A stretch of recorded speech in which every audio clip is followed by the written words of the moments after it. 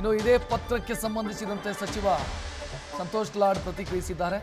ಮಾಹಿತಿ ಇಟ್ಕೊಂಡೇ H K Patil ಈ ಪತ್ರವನ್ನು ಬರೆದಿದ್ದಾರೆ ಅಂತ ಅವರು ಪ್ರತಿಕ್ರಿಯಿಸಿದ್ದಾರೆ. ಅಕ್ರಮ ಗಣಿಗಾರಿಕೆಯ ಕುರಿತು ಹಲವು ತನಿಖೆಗಳಾಗಿದೆ.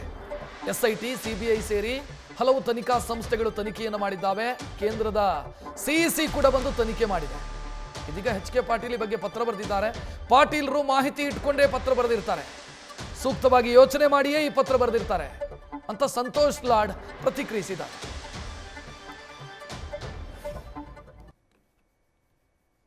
ಸಂತೋಷ್ ಹೆಗಡೆ ಅವರ ನೇತೃತ್ವದಲ್ಲಿ ಆಗಿರ್ತಕ್ಕಂಥದ್ದು ಇದೆ. CBI ಆಗಿದೆ, FEMA ಆಗಿದೆ, FERA ಆಗಿದೆ. ಎಲ್ಲ ಸಮಿತಿಗಳು ಕೇಂದ್ರ ಸರ್ಕಾರದ ಜೊತೆಗೆ ಸುಪ್ರೀಂ ಕೋರ್ಟಿನ CEC ಕಮಿಟಿ ಕೂಡ ಬಂದೆಲ್ಲ ಮಾಡಿ ಹೋಗಿದೆ.